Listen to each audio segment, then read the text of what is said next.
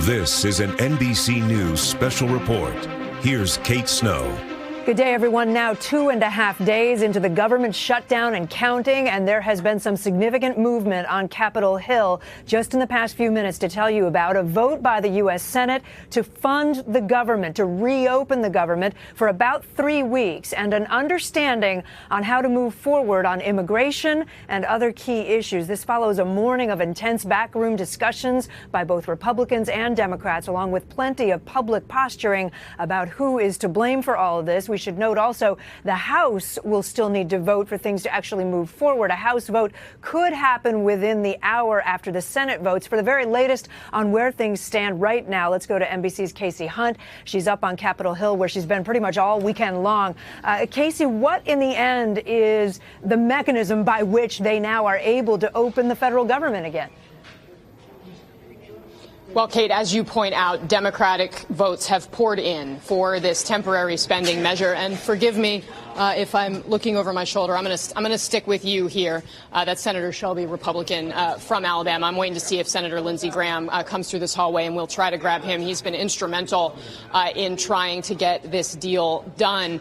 But essentially what's happened is Democrats have had a change of heart, and it happened throughout the course of intense bipartisan negotiations behind closed doors this morning on Capitol Hill. When we arrived this morning, we thought it was likely that we were potentially looking at day 4 of a government shutdown. And here we are with this overwhelming number of Democrats voting to support this temporary spending bill. Now, what did they get for it?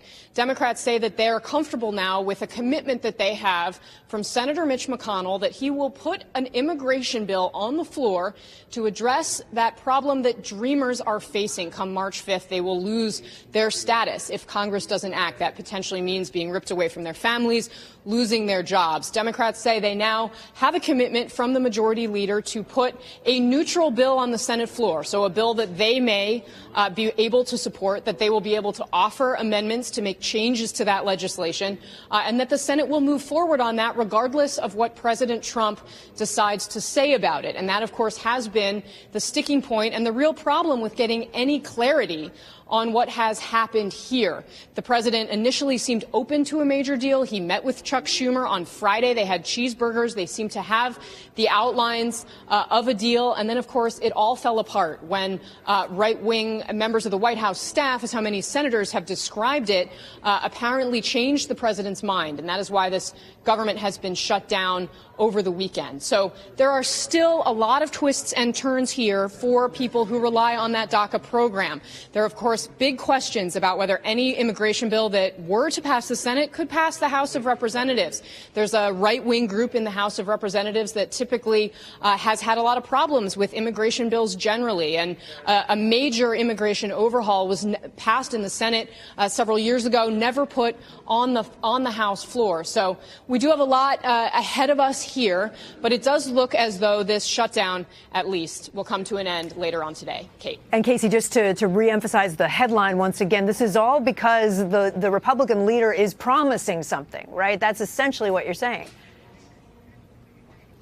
That's right. He had said on the floor that he intends to put this bill forward. That was not quite enough for some Democrats, but we're hearing that there were Republicans behind closed doors in the meeting earlier this morning that made commitments to Democrats that they would hold their leader's feet to the fire and make sure that he follows through on this commitment. Kate. All right, Kasie Hunt on Capitol Hill. Let's turn over to our chief White House correspondent now, Hallie Jackson, who's been talking to administration officials. Yeah. Interesting that the Democratic leader, Chuck Schumer, said on the floor a few moments ago that he hasn't really heard from the president all weekend long. Where is the president in all this? Well, he's here at the White House, Kate, but he has certainly not been seen publicly, really, since this shutdown started, other than in a couple of photos that were released by the White House. All the reporters who typically cover the president were not invited in to capture those moments.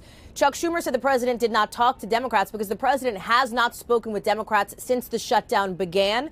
His administration, his top aides have told me that's pretty intentional, that the president is interested in talking about immigration, but after the government is reopened.